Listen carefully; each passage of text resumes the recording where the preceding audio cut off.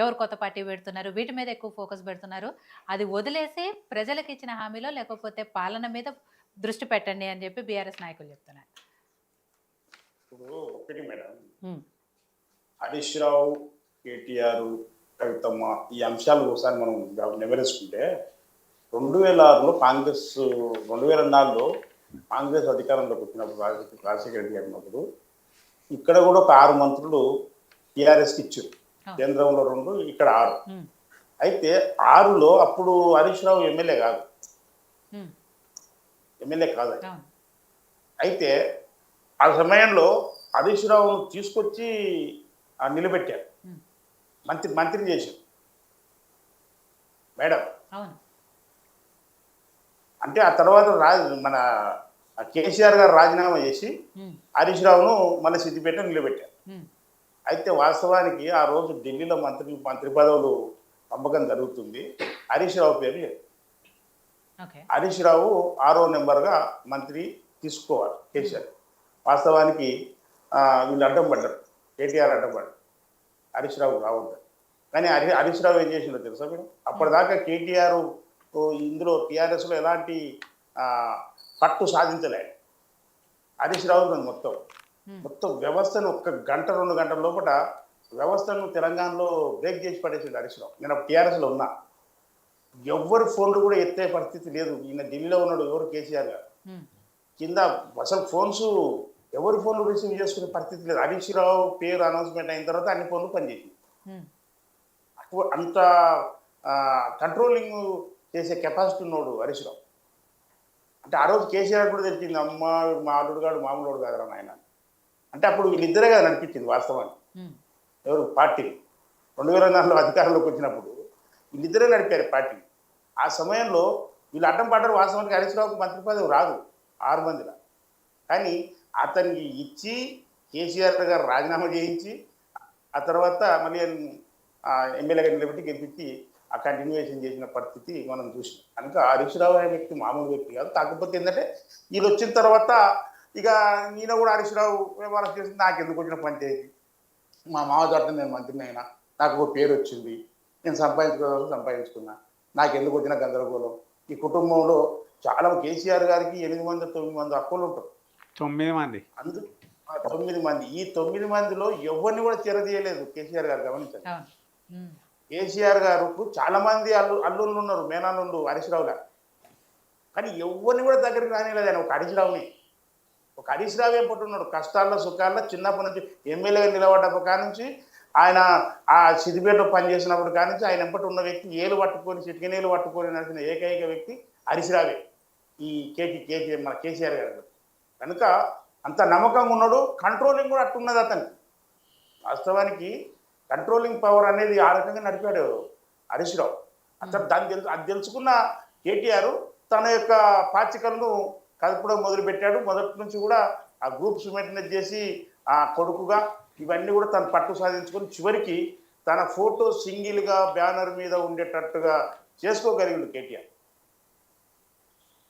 తన ఫోటో తన తండ్రి తర్వాత తన ఫోటోనే ఉండాలి బ్యానర్ మీద అనే స్థాయికి ఈరోజు తెలంగాణలో కేటీఆర్ తీసుకొచ్చుకోగలిగింది. ఇంకోటి ఎక్కడిది ఎవరి పెత్తనం లేకుండా కంట్రోల్ చేయడం జరిగింది. హరీష్ రావును పూర్తిగా సిద్దిపేటకే అంకితం చేసే పరిస్థితి చేసి పడేసింది.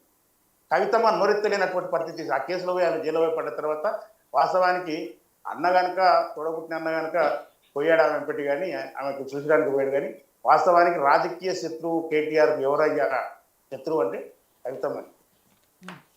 హరీష్ రావు అంత అంత చేయలేడు, ఎందుకంటే మామ చెప్తే కూర్చుంటాడు. హరీష్ రావు ఉన్నాను రా ఫోన్ వెళ్ళిపోయిన పంచాయతీ ఎందుకని చెప్పేసి అంటే సైలెంట్గా ఉంటాడు. కానీ బిడ్డ మాత్రం ఊరుకోదు, ఎందుకంటే అది కేసీఆర్ రక్తం కదా. ఆమె కేసీఆర్ రక్తమే, ఈయన కేసీఆర్ రక్తం కేటీఆర్. ఇద్దరు ఆ రక్తం పనులు ఊరుకుంటారా? కనుక వాళ్ళతోనే ఆ పార్టీ పతనం అయితే. కేసీఆర్ గారు ఉన్నన్ని రోజులు ఆ పార్టీ ఉంటుందండి. కేసీఆర్ గారు మూలన పట్టడానికో ఈ పార్టీ కూడా మూలన. ఇది మాత్రం నగ్న సత్యం. మీరు అన్నట్టుగా ఆ మనిషి చేతిలో ఆ మనిషి ఆ ఆయుధారోగ్యాలన్నీ సక్రమంగా ఉండి పని చేసేదంత రోజులు ఈ పార్టీ ఉంటుంది. అతడు గాన ఇక అనొద్దు కానీ కాలక్రమేణా కాలం నిర్ణయిస్తుంది. ఆయన గాన కనుమరుగైంది అనుకో ఈ పార్టీ మాత్రం ఉండదు. ఇది నగ్న సత్యం. అయితే ఇంకొక విషయాన్ని మా విషయానికి వచ్చారు. నిజంగా అండి నేను ఒక మాట చెప్తాను. టీఆర్ఎస్ ప్రభుత్వము ఈ కార్ రేస్ కార్యక్రమం పెట్టింది.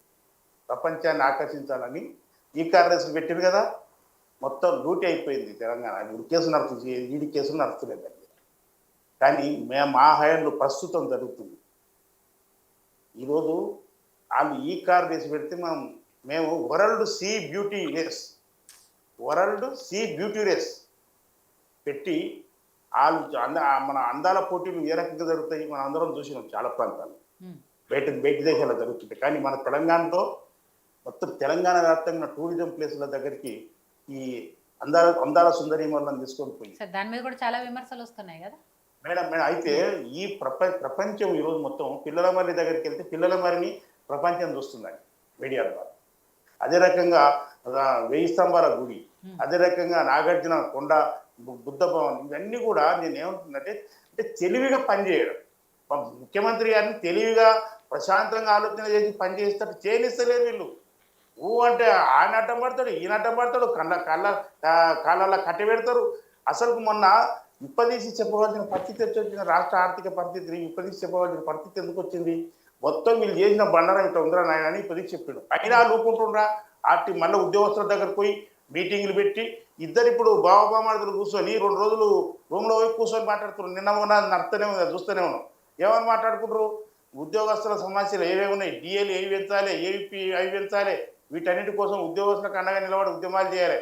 సిగ్గు లజ్జ మాన మర్యాద ఉన్న వాళ్ళు 10 సంవత్సరాలు పరిపాలించి ఈ రాష్ట్రాన్ని సర్వనాశనం చేసి ఇప్పుడు వీళ్ళేదో ఇప్పుడు వాస్తవానికి నిజాన్ని చెప్తున్నారు మేడం, గవర్నమెంట్ నడిపించలేనటువంటి దుస్థితి తీసుకొచ్చి పెట్టిండ్రు వాళ్ళు. అయినా మనం ఈరోజు ముఖ్యమంత్రి రేవంత్ రెడ్డి గారు అంత అనుభవం ఉన్న వ్యక్తి, చిన్న వయసుడైనా చాలా అనుభవం ఉన్న వ్యక్తి. ప్రతిపక్షం అని కూడా రేవంత్ రెడ్డి గారి రాజకీయాన్ని ఒకసారి పరిశీలించండి. ముఖ్యమంత్రి అయ్యేదాకా ఆయన ప్రతిపక్షంలోనే ఉన్నాడు, అధికార పక్షంలో లేడు రేవంత్ రెడ్డి గారు. ప్రతిపక్షంలోనే ఉన్నాడు. ప్రతిపక్షం నుంచి ఎన్నికలు వచ్చే వరకులా అధికార పార్టీగా అధికార పక్షానికి అయిపోయినాయి, ముఖ్యమంత్రి అయినాయి. అంటే ప్రతిపక్షంలో ఉండి మొత్తాన్ని కూడా అబ్జర్వేషన్ చేసుకుంటూ వచ్చిన గొప్ప రాజనీతి యజ్ఞుడు రేవంత్ రెడ్డి గారు. మన ప్రస్తుతం ఈ విషయంలో చూడండి, ఈ అందాల భావన పోటీలో ఇదే హరీష్ రాజు ఏమన్నాడు? మన పంటలలో వరి ధాన్యాలు రాసుగా ఉన్నాయి, ఆయనేమో అందాల రాసుల చుట్టూ తిరుగుతున్నాడు. ఇక్కడనేమో మన ఈ పంట రాసులు ఉన్నాయి, ఎండిపోతున్నాయి, పట్టించుకుంటలేరు, కొంటలేరు, కొనుగోలు చేస్తలేరు అని మాట్లాడాడు. ప్రభుత్వం అందాల రాసుల చుట్టూ తిరుగుతుందట, పంట రాసులు పట్టించుకుంటలేమని ఆయన మాట్లాడతాడు. ఇక ఈమెమంటది పాకిస్తాన్ ఇద్దరు నడుస్తుంది కదా, ఈ అండాల పోటీలు ఎందుకు పెట్టి కానీ ఈ ఒకటి మాట్లాడుతుంది. ఆ తర్వాత ఇంకోరేం మాట్లాడతారు? అసలు డబ్బులన్నీ వృధా చేసిపోతుంది. నిజాన్ని చెప్తున్నా, ఎంత తెలివైన పని అంటే ఇప్పుడు ప్రస్తుతము ఒకవైపు వరల్డ్ పోటీలు నడుస్తూనే ఉన్నాయి, అందగత్తెల పోటీలు నడిపిస్తున్న సమయంలోనే అన్ని ప్రాంతాలు కూడా మొత్తం తెలంగాణ వ్యాప్తంగా కూడా గ్లోబల్లో అంబాసిడర్స్గా తెలంగాణ టూరిజానికి అంబాసిడర్స్గా ఈరోజు ప్రపంచ సుందరీమణులు మనకు పనిచేస్తున్న పరిస్థితి ఉన్నది. ఈ యొక్క టూరిజాన్ని ఎంత డెవలప్మెంట్ చేస్తారు, ఈ తెలంగాణలో ఇంత టూరిజం హబ్గా ఉందా అని చెప్పేసి ప్రపంచమే ఆశ్చర్యపోయేటట్టుగా ఈరోజు అందాల సుందరీమణులు ఈరోజు చేసిన పరిస్థితి అడుగుతున్నారు. అందాల పోటీలకు 300 కోట్లు ఖర్చు చేసిన ప్రభుత్వము పుష్కరాలకు మాత్రం 35 కోట్లే ఖర్చు పెడుతుంది. మేడం దేనికి ఖర్చు పెట్టాలో దేనికి ఖర్చు పెట్టారు అనే విషయానికి వస్తే నేను ఏమంటున్నాను, ఈ రోజు ఇంత పెద్ద పబ్లిసిటీ తెలంగాణకు రాష్ట్రాలండి. ఈరోజు మన ఎందుకు సెక్రటేరియట్ చూపిస్తున్నామే కానీ వాస్తవానికి సెక్రటేరియట్ కేసీఆర్ గారు కట్టినా ఆ రోజు అంత ప్రాచుర్యం అనేది ఈరోజు ప్రపంచవ్యాప్తంగా సెక్రటేరియట్ తెలిసిపోయిందండి. పాలమూరు జిల్లాలో ఉన్న పిల్లల మరే కానీ, లేకపోతే శంకరపల్లిలో ఉన్న ఏకో పార్కే కానీ, అదే రకంగా మనం వరంగల్లో ఉన్న దేవాలయాలే కానీ, అసలు చార్మినారే కానీ అసలు అద్భుతం అండి. అసలు వాస్తవాన్ని నిజంగా చెప్తున్నా, అబ్బురపడే అంశం ఇది. ఈరోజు ప్రపంచవ్యాప్తంగా తెలంగాణను ఒక టూరిజం హబ్గా చూయించి ఈ మన టూరిజం ప్రేమికులను తెలంగాణకు ఆహ్వానించి మనం ఇప్పుడు టూరిస్టులు ఏదో పెరిగితే అంత ఆదాయం పెరుగుతుంది కనుక ఈ గత ప్రభుత్వం చేసిన ఈ అప్పులకు ఈ వడ్డీల గట్టలేక ఆగమాగం అవుతున్న సమయంలో ఇటువంటి కార్యక్రమాలు చేసుకుంటూ డబ్బులు ప్రభుత్వానికి వచ్చేటట్టుగా ఆలోచన చేసి ముందుకు సాగుతున్నామే కానీ ఈ ఏంటి అసలు వీళ్ళకున్న పని మొత్తం అప్పులు చేసి పడేసి వచ్చినాము, తెలంగాణను మొత్తం ఆగం చేసినాము. అయినా వీళ్ళు వచ్చి నడిపిస్తున్నారు కాంగ్రెస్ ప్రభుత్వం వాళ్ళు. ఇంకోటి కాంగ్రెస్ గవర్నమెంట్, కాంగ్రెస్ వాళ్ళు ఊకే వాళ్ళని తిట్టుకుంటారు కదా, అటువంటి వాతావరణం లేకుండా పోయింది. ప్రశాంతంగా ఎవరి శాఖ వాళ్ళు మంచిగా నడుపుకుంటున్నారు. కానీ గత 10 సంవత్సరాలు ఇట్లా లేదు. ఏ శాఖ అయినా కేటీఆర్ దగ్గరికి పోవాలి, ఏ శాఖ పట్లైనా కేటీఆర్ దగ్గరకు పోవాల్సిందే, కేటీఆర్కు కేసీఆర్కు చెప్పి ఆ పని చేయించేటోడు కేటీఆర్. ఈరోజు ఆ పరిస్థితి లేదు. ఏ శాఖకు సంబంధించిన మంత్రి ఆ శాఖను బ్రహ్మాండంగా పాలన చేస్తూ పాలన పట్టు సాధించుకుంటూ ముందుకు సాగుతున్నారని ముఖ్యమంత్రి గారు చాలా చిన్న వయసుడైనా చాలా బ్రహ్మాండంగా రాజకీయ పరిణతిని చెంది తెలంగాణను ఏ రకంగా అభివృద్ధి చేసుకోవాలి.